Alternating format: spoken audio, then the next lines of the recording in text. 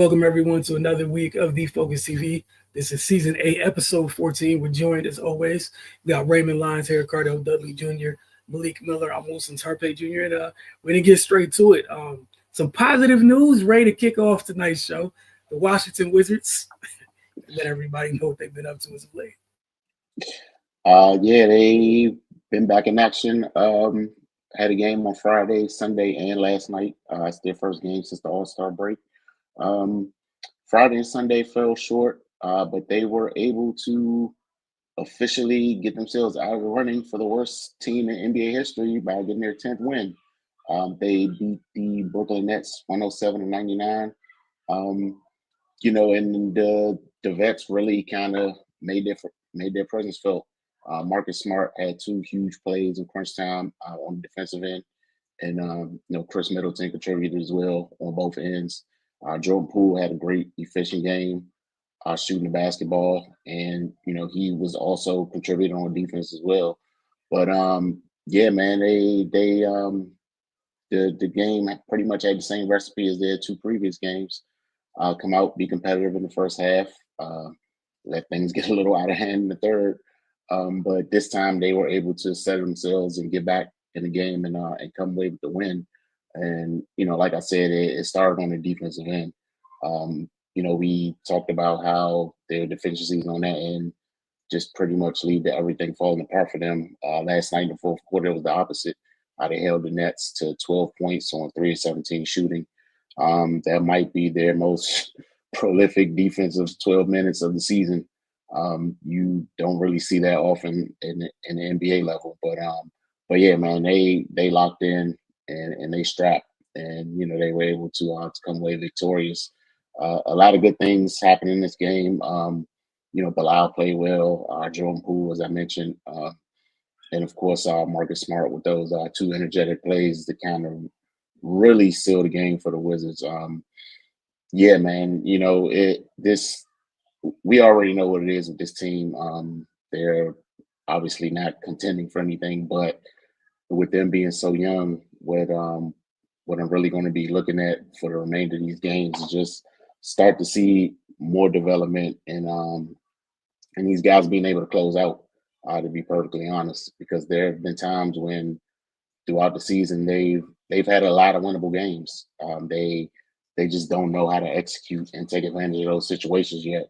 But with the addition of the veterans at the trade deadline, I think that's going to start to rub off on them. Those are 2 guys who've been in winning situations before. Of course, with Middleton getting a championship with the Milwaukee Bucks, and Marcus Smart, he's been an integral part of a lot of successful teams. So just that leadership is hopefully going to rub off on the youngsters. They already come with the work ethic. They already come with the intensity and the competitive nature.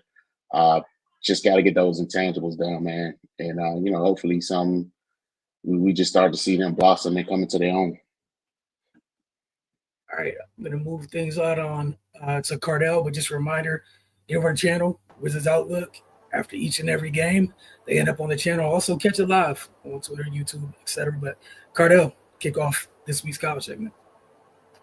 Yeah, George Washington looking to bounce back from a loss to St. Joseph's, dominated UMass 74-52. The Minutemen breaking tradition. They will exit the A-10 after the season and compete in the MAC, the Mid-American Conference.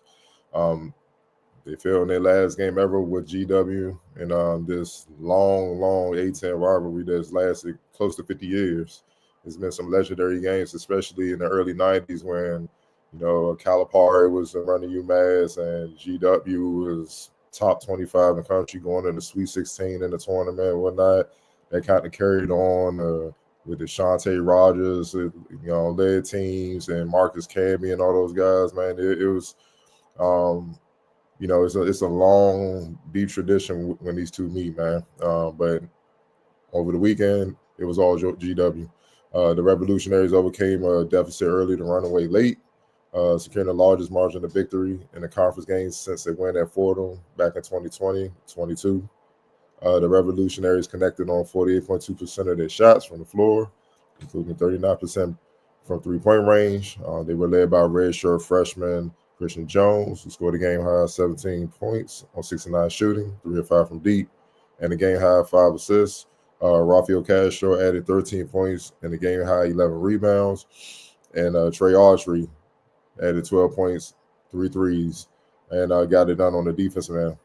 For UMass, Daniel Hackins, Sanford led the way with 12 points and 11 rebounds. Marquis Worthy added 12 points, and Russell Diggins also finished with 12 points and 4 steals. GW's want to have games back behind the 4th spot in the conference standings at 7-8, with a 3-way tie 8-6 ahead of them. 3 games remain for GW to try and secure a double bye. The upcoming A-10 tournament, which will be held here in DC.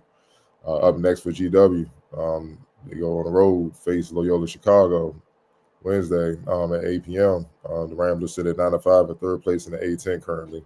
And also, congrats to GW redshirt freshman Christian Jones, who was named A-10 Rookie of the Week for the 2nd time this season. Jones won the award on January 6th following his career night at Dayton. He's had an awesome rookie year.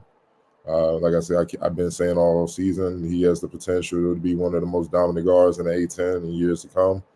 He gets it done in a variety of ways, and he makes an impact on both ends of the floor.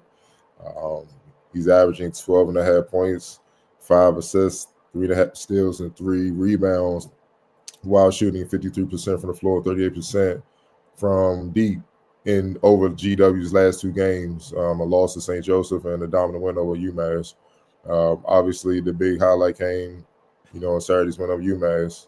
Like I said, posted 17 points and added 5 steals. Efficient shooting, 6-9 from the field, 4 rebounds and 4 steals.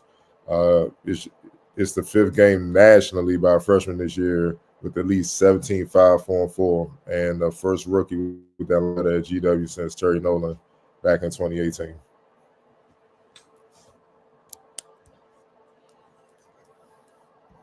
Shout out to him. That's a hell of a performance. What performance is this year? Yes, sir. We're going to move on to Malik. What you got for us this week? Absolutely. So, my team of the week coming from American University. After losing their game on the 19th last Wednesday, they were able to secure a victory on their senior night, the 22nd, this past Saturday. And not only was this a victory, but this was a savoring victory. The final score, 48-44, against a team in the last 4 times they played them, they've lost this game, and that being Boston University. American was able to get to a first half lead at 20-14 going into halftime. It was able to secure the game 48-44. This game meant a lot to the team. This was able to secure not only a 4-game losing streak, but as well a home quarterfinal game in the Patriot League Championship. Then being first in the conference, they're doing the things they need to do. Some of the players that helped win this game include Greg Jones and Matt Rogers, who respectively had 18 and 11 and 12 and 4. As well, connection. As well, Lincoln Ball had grabbed 9 rebounds in this low scoring matchup. Not only that, but the defense was able to force 19 turnovers in this game. They're playing great basketball. They finished the road for the next few games. They're finishing on the road. And they have a game against Navy, and then they have a game against Colgate. Their seniors were able to go out with a bang for the team to lose a game on the road, come back home on senior night. They were able to get it done. Player of the week goes to University of Maryland, Rodney Rice. In the last 8 games, Maryland is 7-1. In these last 8 games, Rodney averages 17.3 points, 2 rebounds, and 1.6 assists per game. His shooting efficiency comes in at 47% from the field, 40% from the 3-point line, and 73% from the free throw line. Some of these victories include his last game, in which he scored 20 plus points. He had 22 points against USC. He hasn't scored 20 points since January 26th. He had 22 points, 4 rebounds, 2 assists. Game before that, lit it up with 18 points, a rebound, 4 assists. Some of his other notable games include the game against Rutgers, 19 points. Game against Indiana, he had 23 points. Wisconsin, 16. Ohio State, 18. These last 8 games, he's really been tearing it up. He's playing 30 plus minutes in all these games, only averaging 2 turnovers. he's one of the pieces to the puzzle. They have a lot of guys on that team that they say are the guys. He's definitely a guy that doesn't get enough credit. Transfer guy, a little bit newer to the program, not so more so new to the basketball system, but he's getting it done. Only averaging 2 turnovers, being really one of the guards on that team that can really get on the floor and boogie. Right. I'll go ahead and finish up this college segment this week with the University of Maryland women. Been checking in with you guys every week about what they've been up to. And 2 games left in conference play. We're here. Figure out if they're going to be hosting in the first round of the NCAA tournament or if they will be on the road. But there's things to take care of before they get to that point. And we'll start with what they had to take care of last week, honestly. All right, first off, Maryland is now 21-6 on the year and 11-5 in the Big Ten after beating Northwestern last week, 85-79. For Maryland, they got off to one heck of a start. Unfortunately for them, Northwestern ended up making a run late. Defense took the stage as Maryland forced 22 turnovers. 27 points were scored off of them. 9 of those turnovers came in the opening period. Despite building a 21-point lead, Maryland had to hold off Northwestern. A proud Northwestern team wasn't trying to go out like that at home, obviously this late in the season. The Wildcats used an 11-0 run to cut the lead to 10 points in the third quarter, and they would head into the fourth and final frame down by that amount. They would then cut it to 6 with 4 minutes and 20 seconds to go in the game. Maryland would take a timeout to try to settle things down. They would hit their free throws and leave with the win. The Terps were led by Kayleen Spike with 23 points. That's her 10th game this season with at least 20 points. Sailor Poffenberger did a bit of everything, finishing with 16 points, 6 rebounds, 4 assists, and 3 steals. 14 of her 16 came in the first half. Sarah Tibiasu has really come on during the second half of the season. She finished with 15 points. Cheyenne Sellers added 12 points, 7 rebounds, and 3 assists. Northwestern had 4 players in double digits, led by Melanie Daly's 22 points. Again, as I alluded to, really big week for Maryland. They'll face Indiana on the road on Thursday. Then they return home to host 12th-ranked Ohio State on Sunday. In terms of what's at stake, as just mentioned, if they go 2-0 this week, that goes a long way into them not only improving their seeding in Big Ten Conference, which is love. Again, card out that we mentioned last week, nobody wants to play 5 games in 5 days. Nobody, even for the teams that successfully did it. I'm sure if you ask their coaches, would they have taken the easier route, like, I don't know, take care of business earlier? Everyone would have chose yes, because that also wears on your legs for the NCAA tournament, should you make it. But again, we'll see. They got that opportunity to improve their seeding for the Big Ten Conference tourney. And then that's also the difference going 2-0 this week, 1-1, 0-2. If things really don't go well this week, that's the difference between being a host or being on the road in the first round of the NCAA tournament. On the women's side, the top 16 teams, you get to play in the comfort of your home. These first 2, if you win your first game, your second, first 2 games got a chance to be played on your home court. That's huge. Cardell, pass it on to you. Yep, we're going to get right in the rapid fire. Obviously, big news on the WNBA side. Diana Taurasi, leading scorer in WNBA history and voted the greatest of all time by Leeds fans, announced her retirement today after 20 seasons. Quote, mentally and physically, I'm just full, Taurasi told Time Magazine. That's probably the best way I can describe it. I'm full and I'm happy. Taurasi, 42 steps away, is one of the most decorated players in the history of basketball. Not just the women's side, not the history of basketball. She made an impact from her first moments at UConn 2000, and she was still in the spotlight through the end of her WNBA career, helping lead the Phoenix Mercury to the playoffs this past season. In August, Taurasi became the first basketball player to win 6 Olympic gold medals.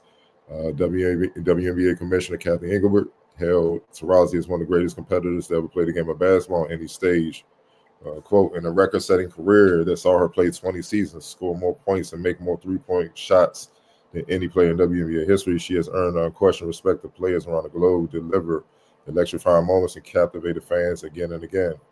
On behalf of the WNBA family, I thank Diana for everything that she has brought to the WNBA, her passion, her charisma, and most of all, her relentless dedication to the game. Taurasi scored 10,646 points, the only WNBA player to surpass the 10,000 mark in scoring in 565 regular season games, and she scored another 1,476 points in 72 playoff contests. She led Phoenix, which drafted her number 1 in 2004, to WNBA championships in 2007, 2009, and 2014. Five-time WNBA scoring champion, 14-time All-WNBA selection. Taurasi was league MVP in 2009 and Finals MVP in 2009 and 2014. She also leads as the WNBA's leading three-pointers made with 1,447 in the regular season and 215 in the playoffs. Ray, we're going to just start, man. Just share your thoughts on truly a legend, like no question. Like that word gets thrown around too much. She's no doubt. She's one of them. Yeah, for sure, man. She just embodies everything you love about a basketball player. Just her intensity, the way she approaches the game. She's wrapping up a 20-year career, so that shows you her dedication. Just to being disciplined, taking care of her body, being able to still compete. I'm just happy she was able to go out on her own terms. Like you said, with her quote, mentally and physically, she's just full. I mean, I can't imagine there's anything left that she feels like she needs to accomplish. Yeah, man, it was probably just time for her. Yeah, the league is starting to, is entering a new chapter. I'm glad she was able to at least see the beginnings of, some of the things that she campaigned for starting to take shape with the WNBA. One of the things about her that always stands out to me is when, her overseas team paid her to sit out the season. And her reaction to that is, I mean, I don't want to. I love the WNBA. I want to play here, but financially, I just this just makes the most sense for me. And to her to go from that to being able to end her career with the Mercury with a top-notch facility for for the team, just charter flights, just to see her to be able to see all that development with the league is. I mean, I can only imagine how she feels. She definitely left the game better than she found it.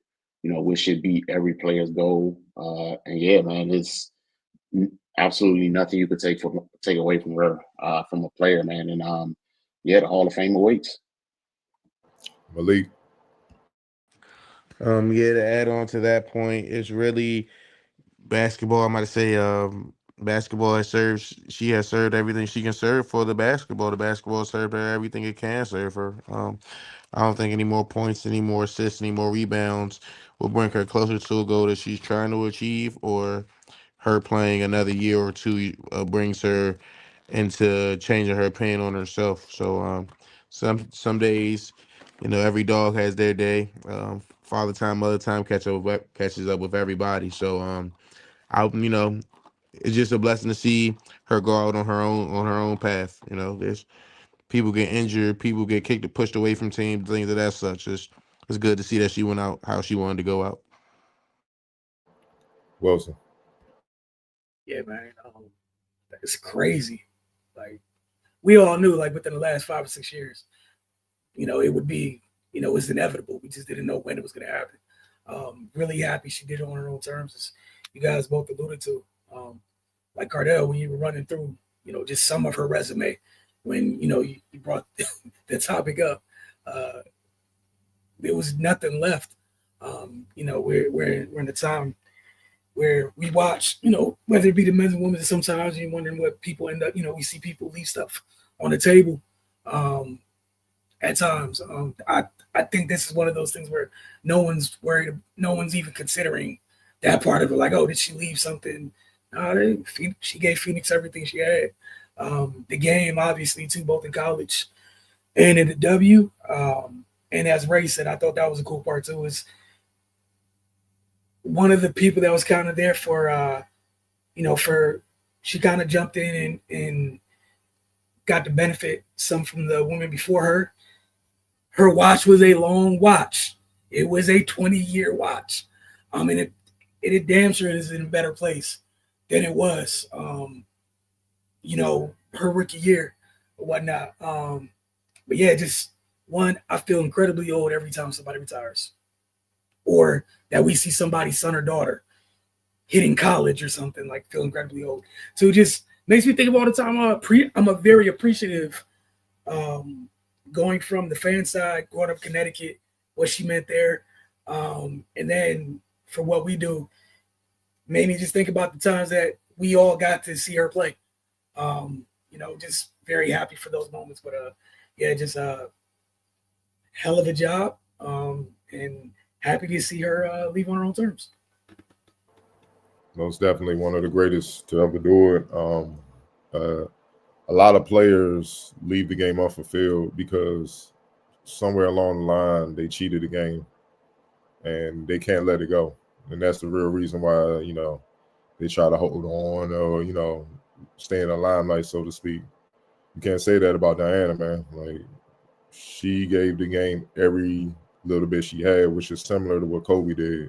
I'm not comparing her to Kobe. I'm just saying, like, their career path is kind of similar as far as being so dominant for so long, winning, accomplishing everything you basically can as a player for so long. The assassin mentality that both had, but also just the love of the game, pouring every little bit they had into the game until it's like what she said, I'm full. Like, I have nothing else to give. It's time to go. Like, I'm good. You know what I'm saying?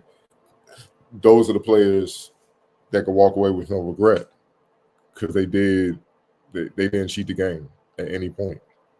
It was honestly a pleasure to see her in her prime, really in her prime. Like, when she came to town, it was about 4 players where it's like, they just love to see the Mystics. It was her.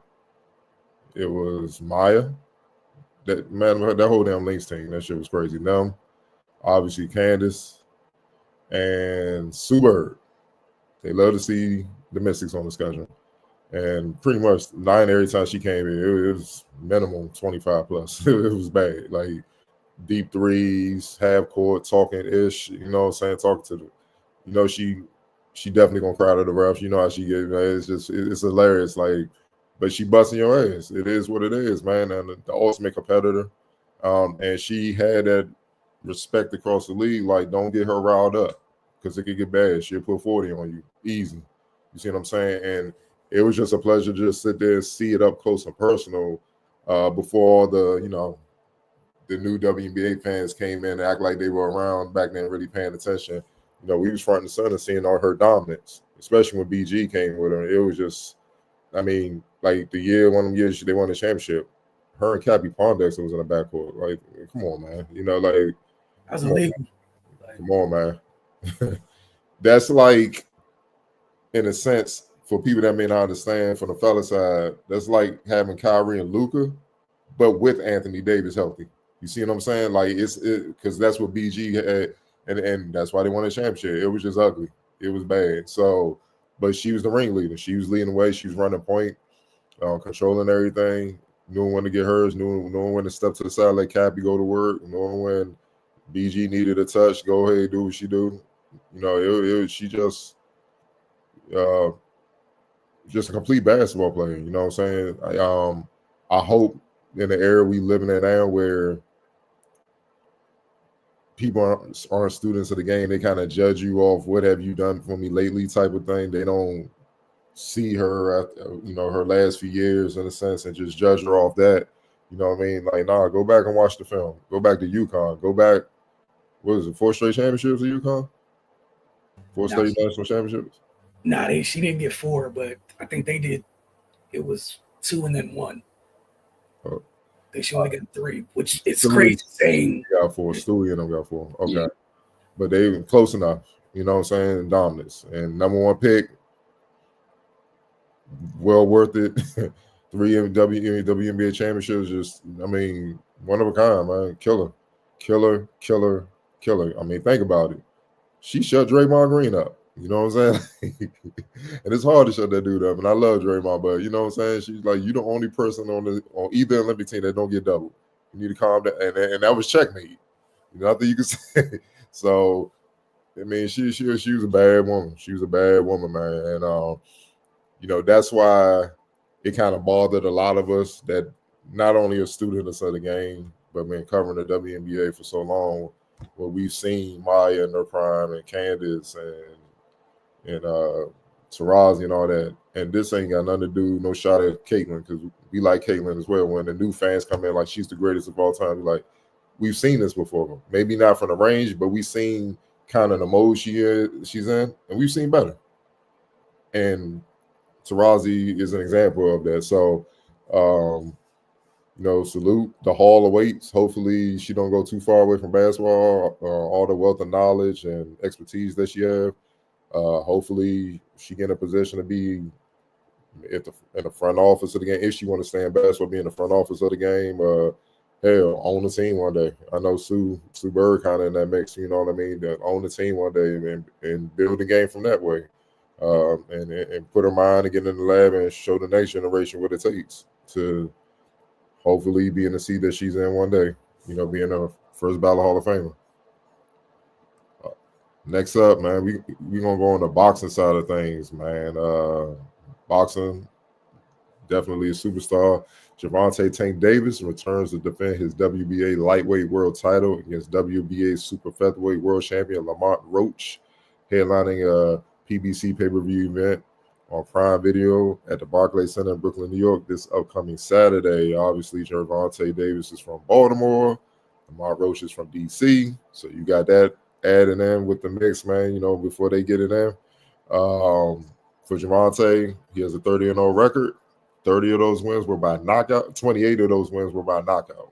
He has a 93% knockout rate. Lamont Roach comes in at 25-1-1, 10 knockouts out of his 25 fights, man. So with that being said, man, straight to the point. Who do you got? Malik. I'm about to say, man, Roach don't got nothing for him, man. I'm about to say, yeah, Roach don't got nothing for him.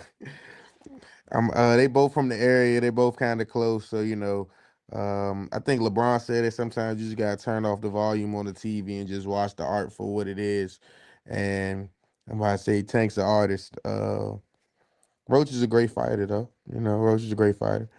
But I might say, if he surprised everybody, everybody gonna come on TV next week and say that. But that's where I'm gonna go with. Okay. Wilson. Yeah, I'm going with Tank. I think he gets. You talked about the 30 fights, 28 knockouts. I don't think he gets enough credit for being as much of a boxer as he is. More than those people just talk about as being a knockout artist or being a power puncher. Like, just it's hard for me to go against Tank, and I'm sure the area is going to love this fight. But I'm probably going with Malik on this one. Yeah, I'm going with Tank. Right. Yeah, I mean, you got to go with Tank at this point. At the end of the day, he got the great equalizer, knockout power on both hands. So, you know, it only takes one. And he's been able to, and it's not just he's in there just trying to drop bombs. You know, we've seen him been able to set people up and get his shots to deliver knockouts. So, yeah,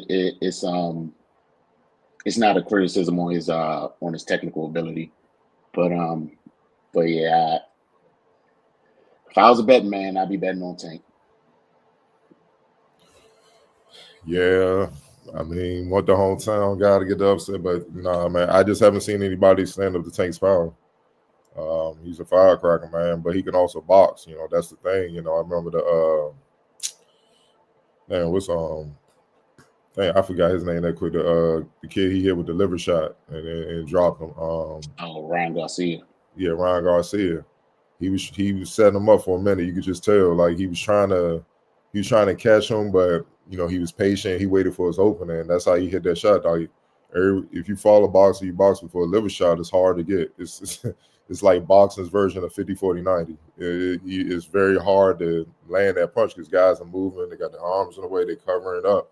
And because every fighter knows, man, you hit that spot, it's over. Like, you can't physically, it shuts your whole body down. And he delivered that shot. And when you get hit like that, it makes a point. Like, I'm definitely better than you because I landed that type of punch. Like when Bernard hit De La Hoya with that back in the day, same thing. You know what I mean? So, yeah, it's tough, man. Shuts your body down. But yeah, like you said, Ray, power on both hands. The man got a 93% knockout rate. You know what I'm saying? It's like when you get in the ring with Tank, you're going to have to take some punishment to win. You got to, because you got to get to him. But you got to take the punishment, enough punishment to get to him, and no one has been able to do it. It's just as simple as that. I don't know. We're going to see. I don't know Lamont. Maybe he got it in him. But he's going to have to take a beating to deliver one. And I don't think he can withstand that, man. I don't think he can. The only way I think he can get him is if Davis isn't focused. He's on mind on other things, and that's dangerous in the ring. All right, we're going moving along. NFL side, after a disappointing 24 season, the San Francisco 49ers coach Kyle Shanahan made changes to the staff on Tuesday. Shanahan revealed that he will promote Clay Kubiak as offensive coordinator. Kubiak is heading into his 5th season with the team. He previously worked as offensive passing game specialist, assistant quarterback coach, and defensive quality control coach. At the end of his season, in the season news conference, Shanahan announced that Kubiak would be promoted to offensive coordinator after he called plays in the preseason and in the season-ending loss to Arizona Cardinals. Shanahan will, however, continue San Francisco offensive play caller. Quote, I think Clay's done as much as anyone on offense these last 2 years. This is his 2nd year doing that, and he gets better and better each year at it. Just hasn't had the official title yet, and now he'll get the official title, which he more than deserves. But it's more about recognizing what he's already been doing at a high level. QB's promotion was delayed a little bit as the 49ers needed to satisfy the league's Rooney Rule requirements before they could make that move official. Wilson, happy with what your 49ers are doing with this move? Let me go get a picture of Clay real quick. Hey man, just won 6 games. Jack Dosito, things had to happen. I seen people whining about it today, and I'm laughing. But again, Cardell, there's ties that the team you root for, my team have together, from history in the past. The Kubiak name is very familiar for a reason. Shanahan. Brian Griese was a previous, QB coach and whatnot that was there. I think everybody thought he was going to get promoted or whatnot. And I think Brian Griese kind of sort of got a lot of the credit for. There was 3 or 4 people that banged the table for Brock Purdy, but Brian Griese was the only one that got like national credit for Brock Purdy. That's it. We saw his brother who left the Bay, and I think his brother was just in New Orleans running their offense. Dude, I just think they're going to go back to their roots, what those family offenses, and those schemes are pretty much, they're married together. It's not. There's some things that are clearly Shanahan stuff. There's some things that are clearly Kubiak staples, but the more and more you look at it, they're married together. I just think this is normal. Mike McDaniel held this role before he got hired. And Mike McDaniel was somebody who was with Kyle for years. Every stop, Mike McDaniel was on his staff. But I think it's a good opportunity for Clay, and we'll see what it does. Also, they're about to have to pay a quarterback. And I guess the only thing that popped out to me was maybe Clay has a better rapport with the quarterback they're about to pay than the dude everybody assumed or nationally was getting credit for the quarterback's development and everything else. But I just think, again, you won 6 games. There's a standard. Yeah, he's not the only new person on staff. And yeah, things are going to keep moving and changing. There was going to be a shakeup. Ray. Yeah, I'm on the same page as Wilson. It's looks like business as usual in these situations. And I mean, yeah, they got some things to address. But yeah, it didn't shock me when it was announced. It's a guy he's familiar with, and a guy that's familiar with, as Wilson pointed out, probably the most important position on the team. Um, so yeah, that's they're probably just looking for some continuity and just to keep pressing as they have been. Malik. Uh, yeah. I have nothing new to add on to what they said, other than I'm a Seahawks fan, so I just need them to now figure it out and now put the pieces together. We haven't won the division in a very long time, a very long time. So we didn't win it last year either. So and they didn't have everybody. So um, go Seahawks. You know what I'm talking about. Maybe we could do something in the draft. Hopefully, we never do anything in the draft. But honestly, they can take Geno Smith. Take him. Take him. But yeah, man, that's about it for the 49ers. Not too much about them. I just wanted to say, shout out to you and Ray. How do we find the only what portion or percentage of y'all's fan bases do y'all represent where y'all are sane? Like, why? I'm appreciative of it, but I was just dying. Hey, Malik kept it real, man. Sometimes you gotta keep it real with yourself. Don't lie to yourself. It's stressful out here. Too Yeah, many fans doing that, man. It's too many fans doing that, dog. yeah. Every I time, I get it. yeah. Every time we run into them, we go the other way. I'm about to say so. It's we need. Malik, for context, I'm a Cowboys fan. Yeah, man. So we can't figure it out. Y'all both need to see key battles and get some therapy. It's rough out here. I'm not gonna say tanking is a real thing, but for the teams that know they can't win a Super Bowl, I wish we took their approach. So we wouldn't get a mid 20th pick every year or no pick every year. At least we'd be working closer to the top 10 spot or something. We just go to the playoffs or fight for no reason. But even with that, Malik, they still got to draft good. That's they can get the top pick and still mess it up like so many teams have. Absolutely. Lamar. Let's move on. See, I can't even deal with the NFL. I'm still bitter about that, man. Lamar. Georgetown freshman big man Thomas Sorber will miss the rest of the season because of a foot injury. The school announced Tuesday that Sorber injured his left foot on February 15th in a loss at Butler and will have surgery on Wednesday. Sorber is the Hoyas' second leading scorer and top rebounder. He averaged 14.5 points and 8.5 rebounds over 24 games. Trenton, New Jersey native, Sorber was a top 50 recruit out of Archbishop Bryant High School in Philadelphia and ranked third in the state of Pennsylvania.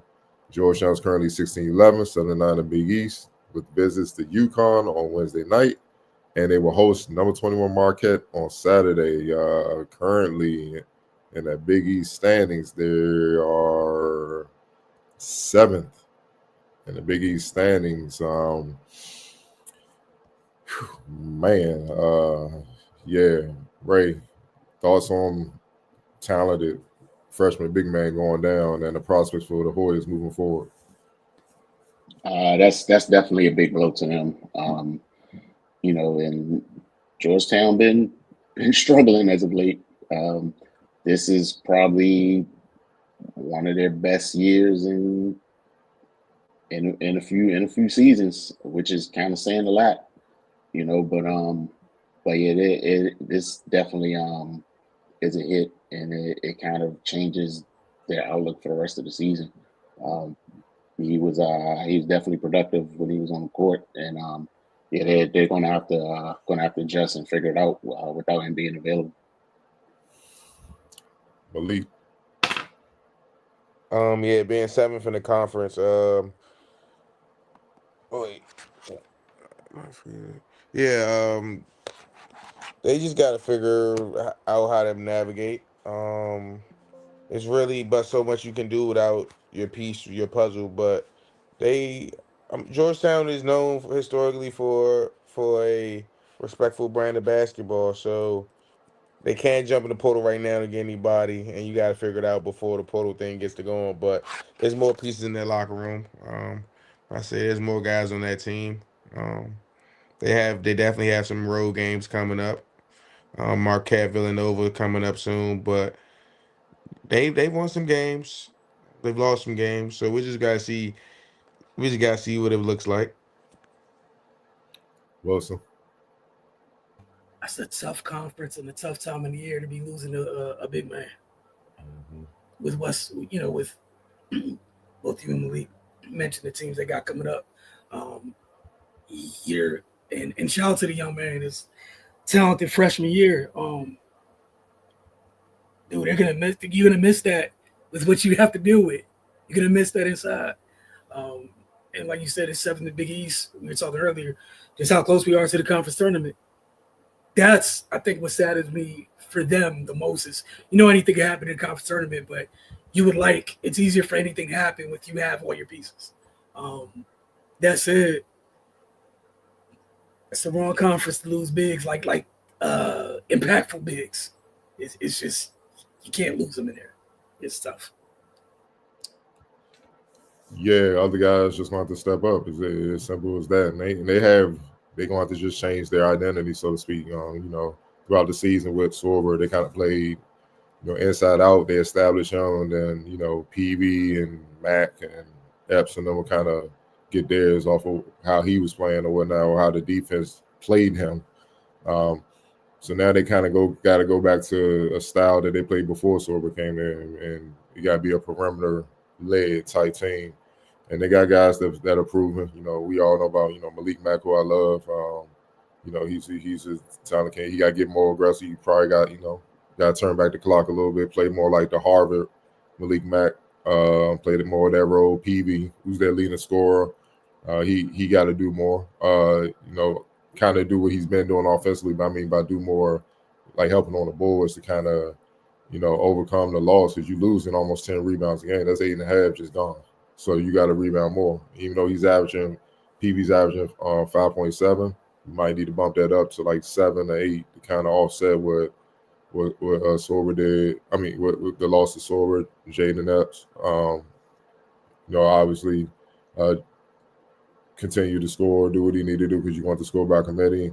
But be more of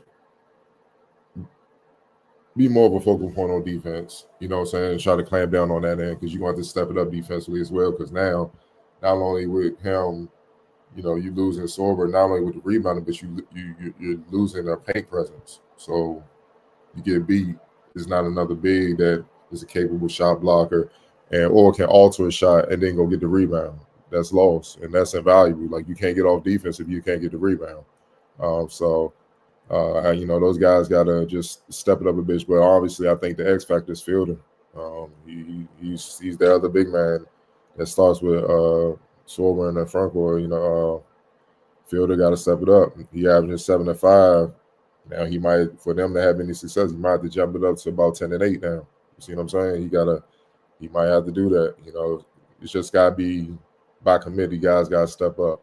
If they do that, then they got a chance. If they try to continue to play with the same type of production that they've been doing, it's going to be up and down, and they're not going to get where they want to get. And then it's going to be tough. Like we just said, you don't want to be in a conference tournament having to win every day, win 3, 4, 5 days in a row to try to get to the tournament. That's just tough, And the Big East, top heavy this year.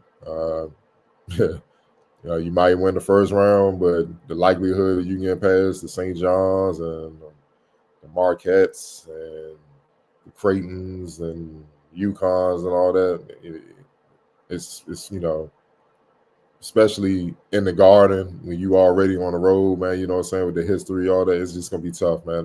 It's just going to be tough. So they may want to step it up while they can now, pile up the wins so that they can at least get a day off, you know what I mean, before all that happens. Try to move up in the standings. See how that goes. We're going to see how it plays out. Moving back over to the NFL side of things, 9-time Pro Bowl offensive tackle Jason Peters announced he will be retiring from the NFL after a 19-year NFL career. But his time in the NFL isn't over. The Seattle Seahawks, Malik's team, who he played for in his final season of 23, hired him as a veteran mentor in their front office. Seahawks general manager John Snyder detailed at the NFL's scouting combine on Tuesday that Peters' role is in player engagement and that he will specifically be working with offensive linemen in his full-time position. Peters competed in 8 games for the Seahawks in 2023, and then he sat on the team's practice squad last season. The 43-year-old has a lot of NFL experience under his belt to help the Seahawks roster. He saw his career with the Buffalo Bills in 2004, stayed there for 5 seasons before moving on to the Philadelphia Eagles. His best years came with the Eagles, making 7 Pro Bowls in 11 seasons and winning the Super Bowl in 2018. He left Philadelphia in 2021. Peters competed in 248 games in his NFL career. Malik, it's on you, man. Yeah, I seen this. I mean, respect to him, but I love his career. I love everything he did. For us personally, just another hit. I might say, well, he wasn't, the team captain, starter, 50 pancakes gap, but I might say he's a part of the family. So, family wounds. He's still there, play engagement. I hope the guys listen to him, because they can listen to him 25% or something. Maybe we can get something. We can have Geno Smith looking like Sam Darnold for the first 13 weeks of the season or something. We need something. We need something, man. But yeah, I seen that a little bit earlier. Congrats to him. I'm happy we, did right by him going out.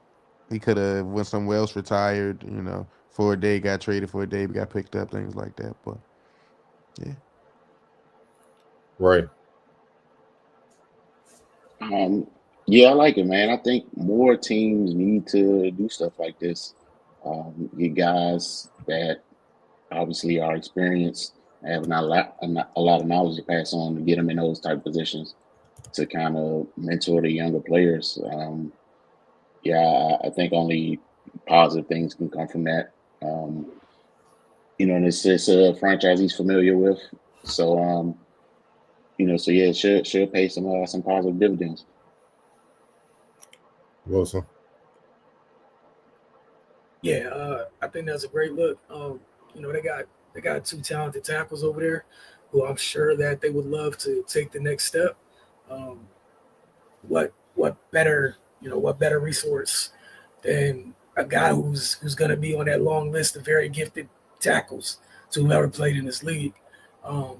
Jason Peters doesn't get the fanfare he should, but he's an alien, man. Like, and again, let me say this: I'm not saying he's Walter Jones like, but Walter Jones, Trent Williams, those types of they're not normal human. Like, they don't seem human, because people that big shouldn't be that agile, that fast, what have you.